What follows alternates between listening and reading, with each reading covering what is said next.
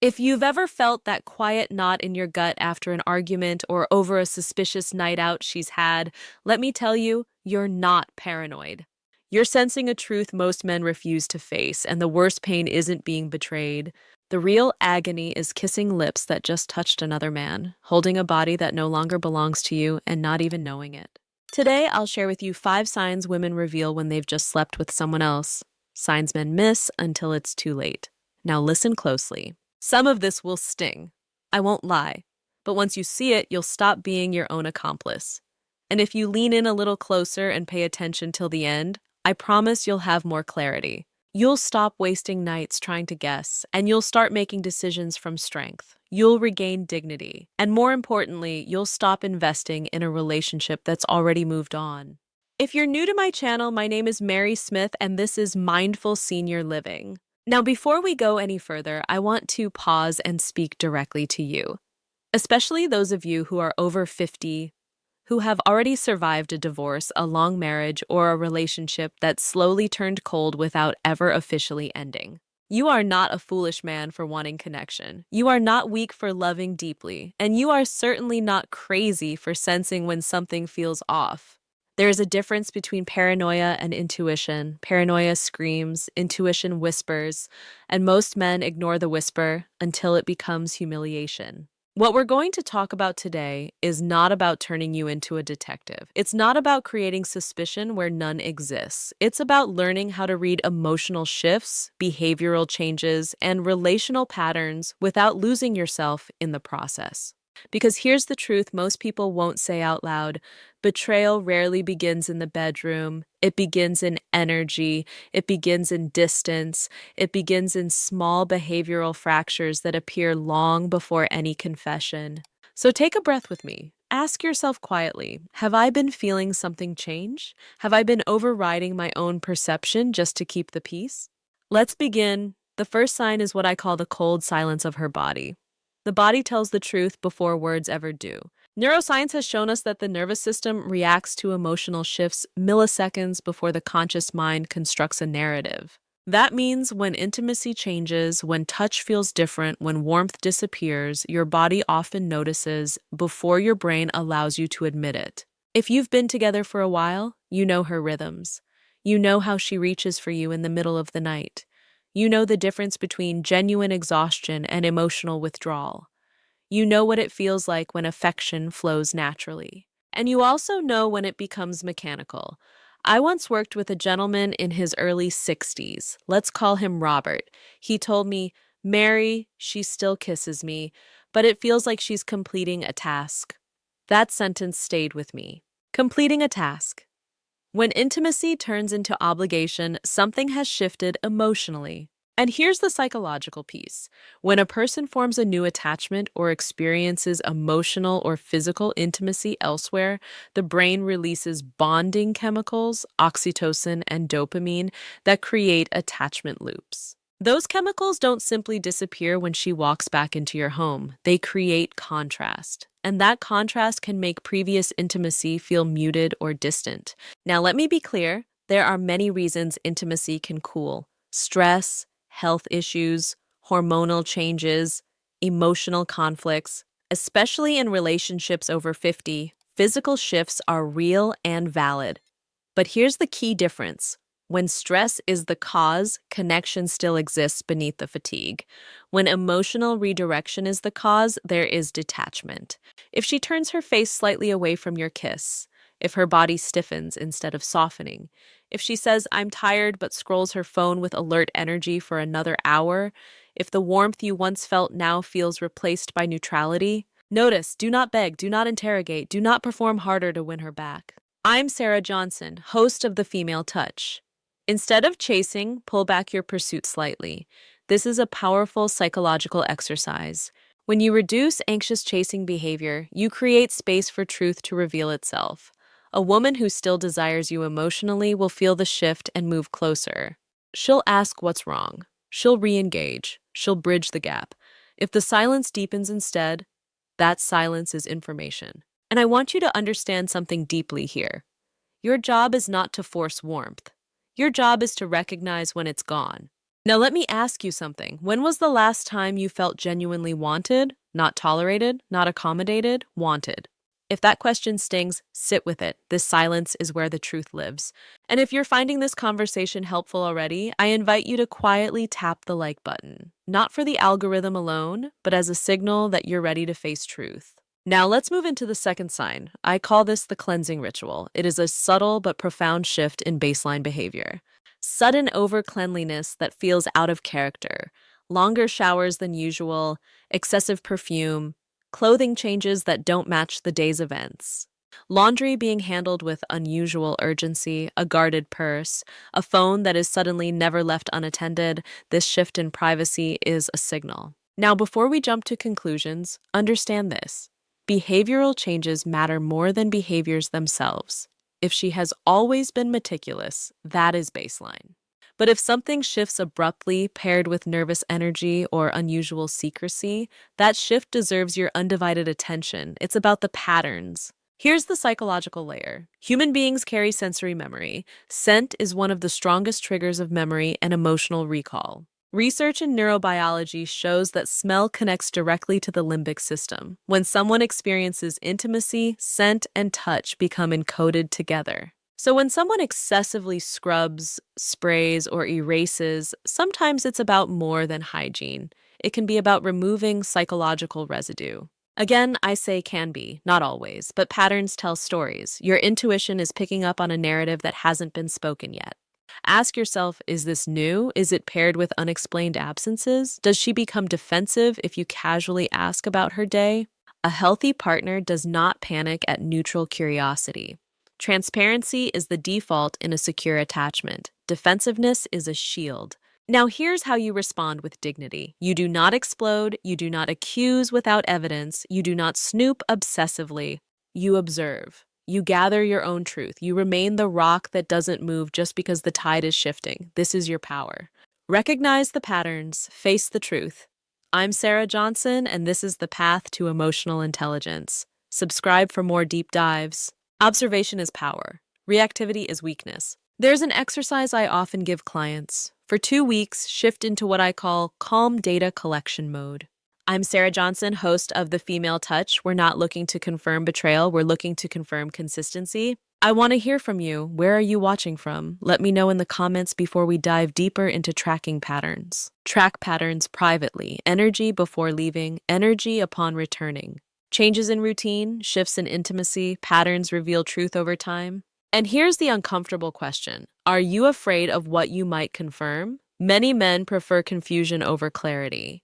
Because clarity requires action. Now, before we continue, I want you to breathe again. This conversation is about strengthening your internal stability so that no matter the truth, you remain centered.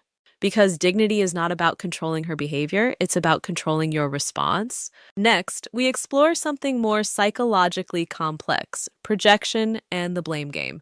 This is where many intelligent men get trapped. The third sign is when guilt quietly transforms into projection. It is a fascinating defense mechanism. It's also one of the most destructive inside relationships. Here's how it works. When someone feels internal conflict, the nervous system experiences stress. The brain looks for relief from shame. One of the fastest ways the mind relieves guilt is by redirecting responsibility. It becomes, you are the reason I feel this way. Suddenly, you're not attentive enough, or you're too attentive, you're too quiet, or you talk too much. You folded the towel wrong, you breathed wrong, you exist wrong. Now, let me ask you something gently. Have you found yourself apologizing lately, but not really knowing what you did? That is not random. Projection often sounds like irritation that feels disproportionate to the event. The emotional charge is heavier than the situation calls for. Let me tell you about a client I worked with. I worked with a man in his late 50s, Daniel. For months, every minor disagreement escalated into accusations about his emotional distance. He was confused. He had been more present than ever, more attentive, more communicative. What he didn't realize was that his partner had emotionally checked out long before she physically did. Instead of confronting her own internal shift, she redirected the discomfort onto him. Psychologists call this cognitive dissonance. When someone's actions don't align with their identity, they experience mental discomfort. To reduce that, they reshape the narrative. If she sees herself as a good partner, but her behavior contradicts that, the mind will search for justification. Understanding this is the first step to reclaiming your peace. You are not responsible for her narrative, only yours. If this resonates, like and subscribe for more insights on high-level relationship psychology. I'm Sarah Johnson. You made me unhappy. You pushed me away. You weren't there for me. Sometimes those statements are valid. Relationships are complex. No one is perfect. But here's the distinction. Healthy conflict seeks resolution. Projection seeks escape. If you find yourself constantly defending your character rather than discussing a specific issue, pause. Stop defending. I want you to try something powerful the next time blame feels misplaced. Calmly say, I'm open to hearing what I've done wrong, but I won't accept being the villain for something I don't recognize. And then stop talking. Silence is psychologically uncomfortable for someone who is projecting. It removes the dance, it removes the emotional sparring, it removes the opportunity to deflect. When you stop over-explaining, you expose imbalance. Now, this is important. Do not weaponize silence. Use it as grounding. You are not trying to intimidate. You are refusing to absorb what doesn't belong to you. There is a tremendous difference. Let me ask you something deeper. Have you been shrinking yourself to avoid arguments? Have you been trying to fix things by becoming more accommodating? Have you been walking on eggshells in your own home? That slow erosion of self-respect is often more damaging than the betrayal itself. And here's what many men over 50 struggle with. You don't want to start over, you've invested years, shared history, built routines, maybe even blended families, so you tolerate emotional imbalance longer than you should. But understand this, preserving peace at the cost of your dignity is not strength, it's fear. And fear makes you negotiable. If this is resonating with you, pause and reflect. Drop a comment below, not with accusations, but with awareness. Even writing, I've felt this shift, can be a powerful step toward clarity. Now let's move into the fourth sign. And this one is subtle. The body doesn't lie. Human beings leak truth through micro-expressions, through breath patterns, through eye contact shifts, through subtle muscle tension. Research in behavioral psychology shows that emotional incongruence often appears in the body before it appears in words. A rehearsed explanation can sound smooth, but the nervous system still reveals tension. If you've lived beside someone for years, you know their baseline, you know their resting tone, you know how they respond when relaxed versus when guarded. So when something feels off, don't dismiss it immediately. Maybe she's unusually tense when you initiate intimacy. Maybe she's overly enthusiastic in a way that feels exaggerated. Maybe she avoids eye contact during certain conversations. Maybe her breathing changes when specific topics arise. These are not courtroom evidence, they are data points, and here is where emotional maturity becomes essential. Do not become obsessive. Do not hyperanalyze every blink. Do not spiral into suspicion over one moment. Instead, observe patterns over time. Patterns are truth, moments are noise. There is a powerful exercise I teach called baseline recalibration. For 1 week, interact normally, be calm, be centered, do not accuse, do not test. Simply observe her natural state, then gently reduce your emotional overextension. Stop overgiving, stop overpursuing, stop filling silence with reassurance. Watch what happens. If she moves toward you, if she seeks connection, that tells you something. If she grows colder, more irritated, or more distant, that also tells you something. The key here is not manipulation. It's removing desperation from the equation. Desperation clouds perception. Strength clarifies it. And I want to address something important for my audience over 50. As we age, we often fear abandonment more quietly. We may not admit it, but the thought of starting over feels exhausting. So when our intuition signals danger, we suppress it. We tell ourselves we're overthinking. We blame stress. We blame hormones. We blame anything except the possibility of betrayal. But maturity should bring sharper discernment, not deeper denial. Trusting your perception does not mean accusing someone unfairly. It means honoring your inner alarm system long enough to evaluate it. Now, in the next part, we're going to discuss the fifth sign, the pattern of lateness and shifting priorities. And this is where time itself becomes the revealer. And I want you to prepare yourself because this one requires courage. Now let's move into the fifth sign: late returns and empty excuses. Time tells a story that words cannot. A woman who chooses you will bend time for you.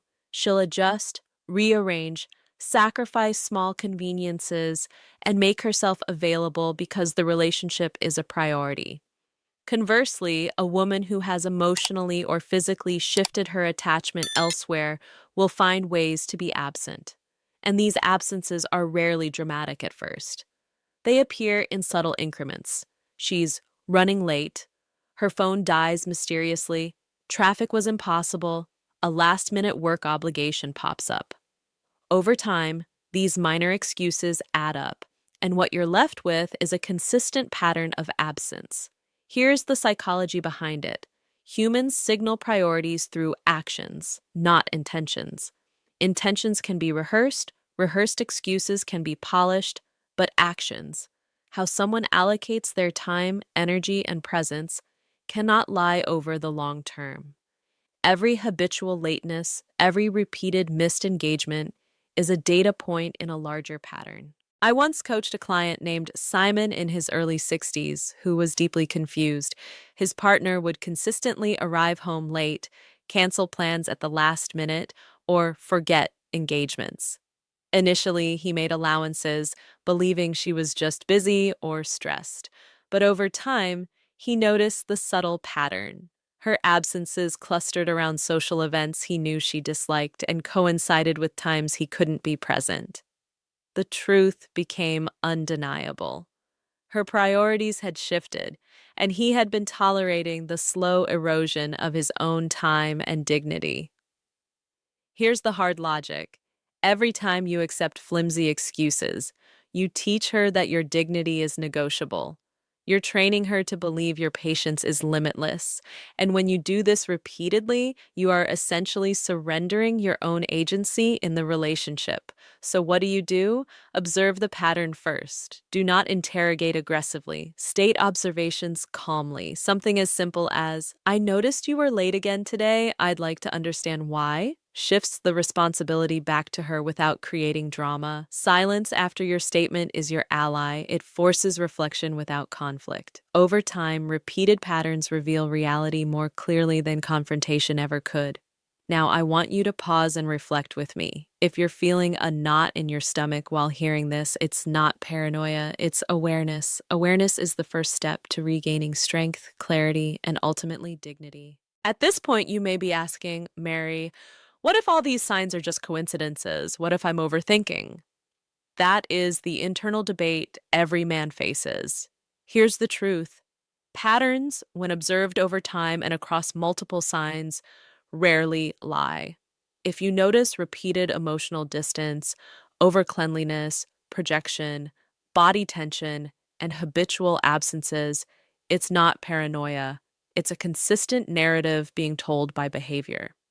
Now, let's talk about what you do with this awareness, because recognizing a problem is only the first step. Many men make the mistake of trying harder, more gifts, more affection, more explanations. But here's what research in attachment psychology shows. Overextending yourself in response to emotional withdrawal reinforces the very pattern you're trying to break. You inadvertently reward emotional absence with increased attention. It's the classic push-pull loop. Instead, reclaim your power in 3 practical ways. First, stabilize yourself emotionally.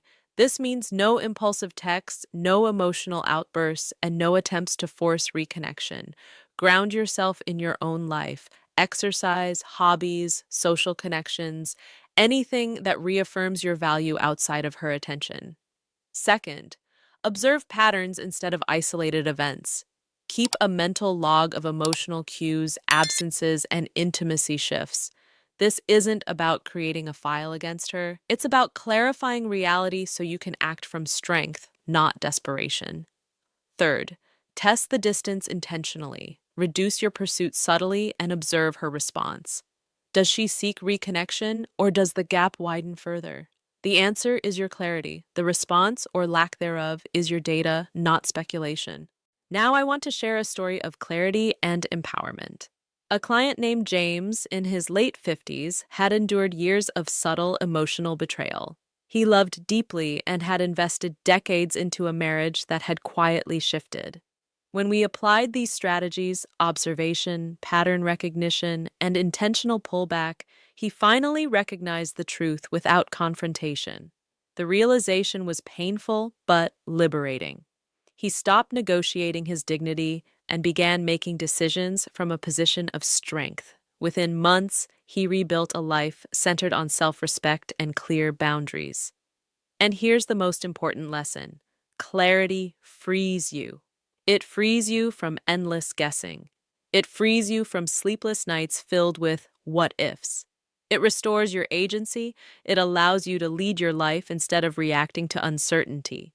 So, my friend, if you've resonated with these 5 signs — the cold silence of her body, the cleansing ritual, the blame game, the body's subtle truths, and the lateness pattern — take action today. Start by simply observing without anger or accusation, protect your dignity, test the patterns, and if you need guidance in mapping this clearly, I encourage you to consider a private strategy session.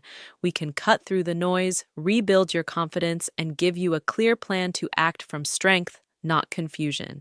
If this video is landing for you, please do one thing for me. Hit like, leave a comment sharing your thoughts or experiences, and share this video with another man who needs clarity. Engagement isn't just about YouTube, it's about creating a community of men who refuse to guess, who choose strength and dignity. Now that we've explored the 5 key signs, let's talk about actionable steps and mindset shifts that transform awareness into empowerment. Because clarity alone isn't enough. You need strategies to protect your dignity, rebuild confidence, and lead your life, no matter what happens in your relationship. First, reclaim your emotional space. Emotional overextension is one of the fastest ways men lose clarity. When you constantly chase, plead, or try to read every reaction, your nervous system stays in a loop of anxiety. Here's a practical exercise. Designate specific times to engage deeply with her, physically, emotionally, and conversationally. Outside of those times, focus on yourself. Pick up hobbies, engage friends, invest in physical fitness, or simply enjoy quiet reflection. This isn't avoidance, it's recalibration. By consciously limiting overinvestment, you regain clarity and it allows you to observe behavior patterns without emotional distortion. Second, document patterns privately. This is not about suspicion, it's about data. Create a simple journal, track emotional shifts, unusual behaviors, lateness, or changes in intimacy. Note context, stress, social events, health factors. Over weeks, patterns will emerge clearly. Seeing them in writing removes doubt, reduces the tendency to gaslight yourself, and provides undeniable clarity. Third, reset communication boundaries. Too often, men react defensively to projection or blame. Instead, practice assertive, calm communication. A simple phrase like, "I'm happy to discuss specific issues, but I won't accept being made the villain for something I don't recognize," puts you in control. This communicates dignity and sets psychological boundaries without creating conflict. Fourth, recognize the difference between empathy and self-sacrifice. Empathy allows you to listen without internalizing blame. Self-sacrifice, however, trains others to take your attention for granted. When emotional shifts happen, empathize, but do not overcorrect. Protecting your energy is not selfish, it's strategic. Fifth, strengthen your intuition. One of the most overlooked tools for men over 50 is trusting their own perception. Your experience, life lessons, and relational wisdom have value. If something feels off, honor that feeling. Don't immediately rationalize it away. You may not have the full story, but patterns rarely lie. Let me share an exercise to sharpen this skill. Every evening, reflect on 3 relational observations from your day. Ask, did anything feel unusual? Did I notice emotional shifts? Did my partner behave differently than her baseline? Over time, this builds confidence in your intuitive perception and reduces self-doubt. Sixth, create deliberate distance to test connection. This may feel counterintuitive, but pulling back slightly from constant pursuit allows truth to surface. If she seeks you out, her behavior reinforces connection. If she maintains distance, it's information. Remember, your goal is not punishment, it's clarity. Silence, consistency, and measured observation are more revealing than confrontation. Seventh, focus on your own value system. Over 50, men often tie self-worth to relationships. This is a trap. Reaffirm your purpose, integrity, and autonomy outside of her attention. When you operate from your own center, not her behavior, you maintain dignity regardless of outcomes. Eighth, confront denial gently. Many men prefer confusion to clarity because clarity demands action. Start small. Acknowledge privately what you observe without making accusations. Test reality through measured, calm engagement. Document and reflect. Then, decide whether the relationship aligns with your values and expectations. Finally, consider seeking professional guidance when patterns persist or clarity alone feels insufficient. A strategy session, like the ones I offer, can help map behaviors, set boundaries, and design a plan to reclaim agency in your relationship. There is immense power in moving from speculation to structured action. Before we conclude, I want you to internalize this. Strength is not about controlling her behavior. Strength is about controlling your response. Dignity is not about her love, it's about your self-respect. Clarity is not about suspicion, it's about awareness and choosing action over anxiety. So, to summarize the journey today, observe her body's emotional cues. Notice changes in routine and cleansing rituals. Recognize projection and blame as potential red flags. Trust subtle bodily truths and micro-expressions. Track patterns of time, presence, and priorities. Reclaim your emotional space, document patterns and test distance. Reset communication boundaries. Strengthen your intuitive perception. Reaffirm your value and act from dignity. By applying these steps, you're no longer guessing. You're no longer reacting. You're leading your life with awareness, strength, and clarity. And regardless of her choices, you protect your most valuable asset, your dignity. If you found this video helpful, take one action right now. Hit like, leave a thoughtful comment sharing your reflections, and share this video with another man who deserves clarity. Subscribe and turn on the notification bell to never miss a weekly insight that helps you navigate relationships with intelligence, confidence, and emotional resilience. Remember, clarity frees you, awareness empowers you, and dignity defines you. I'm Mary Smith, host of Mindful Senior Living, and it's my mission to help men like you stop guessing, start leading, and reclaim their strength in every relationship. Thank you for watching. Stay observant, stay strong, and take care of your heart.